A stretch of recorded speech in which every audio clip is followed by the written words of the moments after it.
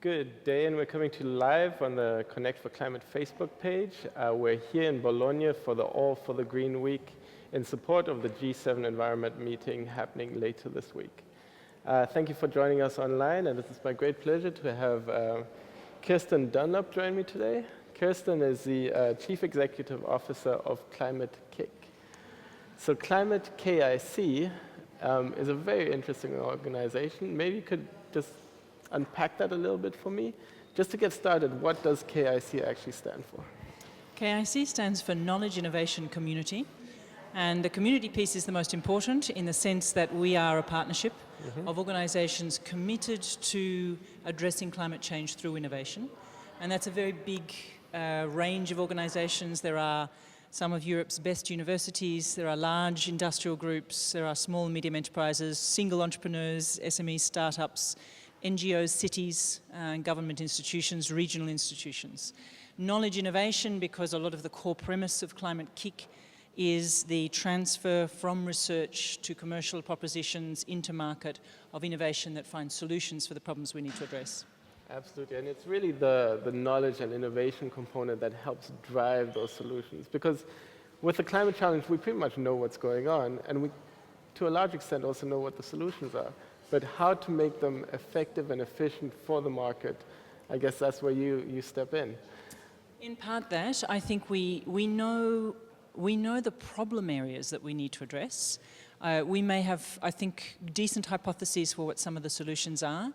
There is a lot of wickedness in that, the wickedness of how human beings behave, their willingness and ability to act, and the wickedness of how single-point technologies that we know might form part of the solution actually join up as a system of transformational effects. And that's a lot of the work that we are pointed at. How do you begin to pull some of those technologies together into systemic solutions? How do you drive feedback loops into research so that it starts to fill the gaps on where we think we might have 80%, but we don't have the 20% that misses? And what are those core focus areas that you're focused on with your funding and your partnerships, and how did you choose them? So we have a number of themes, thematic areas. 3 of them represent very much the roadmap around climate change and the climate change agenda: land use, forestry, agriculture, the way in which we make use of natural resources, production, sustainable production systems, and cities, urban transitions. We have 2 themes that are particularly transversal. One is around decision metrics and finance, particularly the way capital, incentives, structuring capital flows enables change across the other 3 areas. And the 5th is education. The choice of those themes came through a long strategic process with our partners to determine what assets do we hold as a community, where are the greatest areas of expertise in terms of European strengths and European needs. And that choice is a combination of what we believe is needed for climate change and what we know to be possible in terms of what we can offer. Absolutely. And maybe we would like to unpack that a little bit more. So in particular around cities, we know that cities produce about 70% of the greenhouse gases. So how do you work with the cities component of your themes? So we have described it as urban transitions, and there are a number of ways in which we really focus into what can cities do. One is a principle of working with districts, so recognizing that it's very difficult for cities as a whole yet to engage across every aspect of what they have to handle, but that starting with a district where there is a very tight connection with what people care about on the ground and what decision makers in that community can do, and also the possibility to experiment with something tangible and real that people can wake up in the morning and see the difference made. That is a doorway into helping cities transform themselves that we've found very successful. Another particular area of focus is building technologies, and particularly what we're paying attention to is how do we change the houses we now have to make them resilient and have them contribute to solving the problem as opposed to contribute to causing the problem. And then we're looking more broadly at some of the questions around the implications of the decisions that cities make now, because the decisions that cities make in the next 5 years will lock us in for the next 50. So how can we help cities rethink, reframe what they want to do, think about public procurement and the way in which that can be a driver of innovation.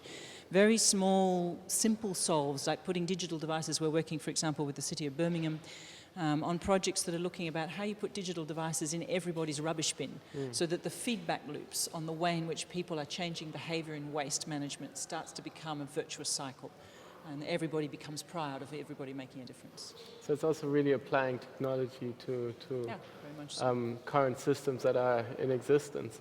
And I mean, that's also very much an approach that the World Bank has. So one of our studies from the International Finance Corporation shows that there's a $23 trillion opportunity in developing countries.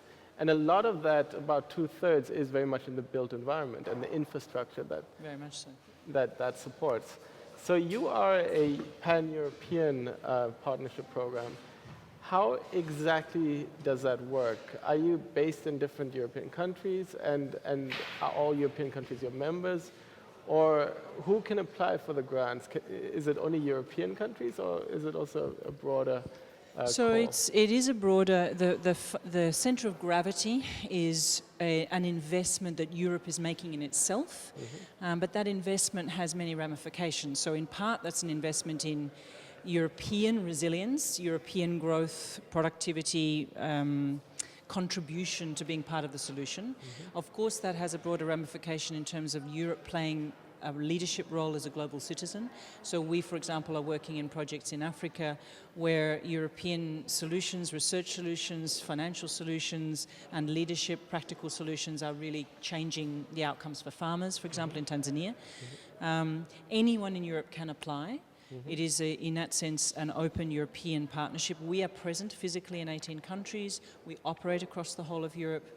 We run calls that are available to European partners. So you have to be present in Europe in some way to be able to participate in the funding, but that doesn't necessarily mean that you can't be operating somewhere else in the world and participate in projects that have European partners within it.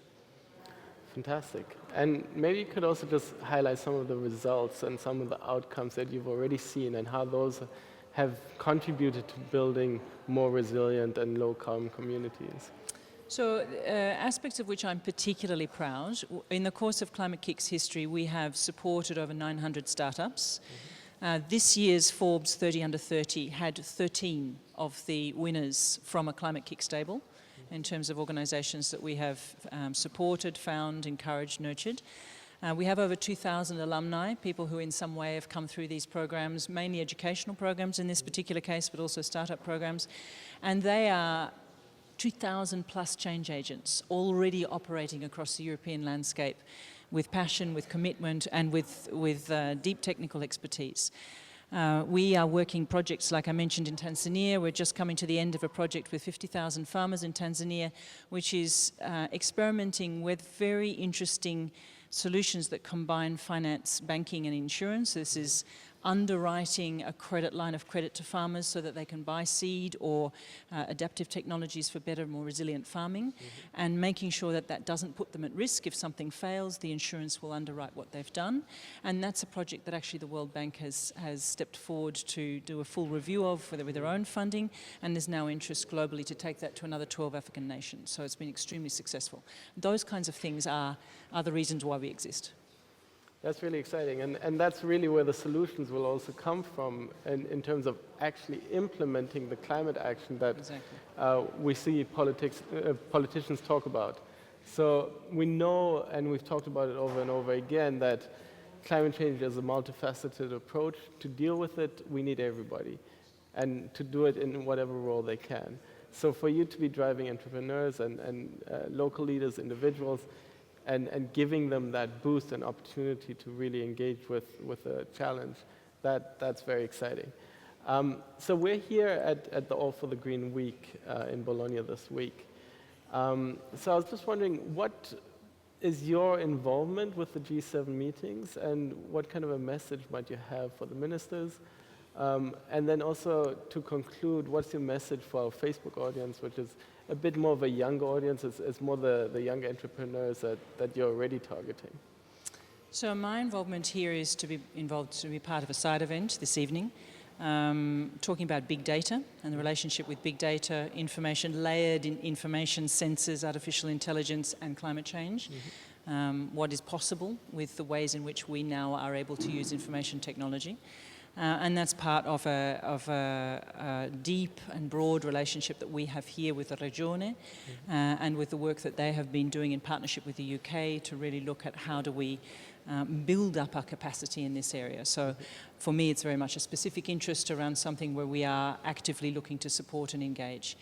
My message around G7 would be, from the coalface of working to fund innovation, catalyse change, support good ideas, and support the courage of individual organisations and economic actors to make a difference in themselves in order to make a difference in the world. If I think of where we have had some of the greatest opportunities and the greatest challenges, it is in the hard end of scale play innovation. So we have a project called Renjet, which is with KLM, with Schiphol, looking to create biofuels to substitute out one of the most complex areas of change around aviation fuel. And that is the kind of project that really calls upon global institutions, European institutions, to understand that kind of change is non-linear. It's systemic, it's long-term, it requires courage, it requires an investment mindset from all of the institutions that bring money and resources to this problem. And organisations like us are sitting right in the difficult space of how do you genuinely make an investment mindset work with public money and with grant funding and with long-term commitments to change. My invitation is find policy solutions to that to encourage practically investment and long-term change. So really direct the policy solutions to the big challenges around climate change. And draw upon the best thinking that we have in the world for how to manage capital and finance behind innovation in a way that is fit for purpose. And I don't think we've yet fully understood how to do that. I think that organisations like ours that are experimenting right at the coalface would like to be experimenting with the principles of how we finance, not just what it is that we're financing. Exactly, and also really driving innovation within finance. Exactly, and innovation in markets. policy and innovation in finance. Yeah. No, very exciting indeed. And then maybe just in closing, your message for the younger audience.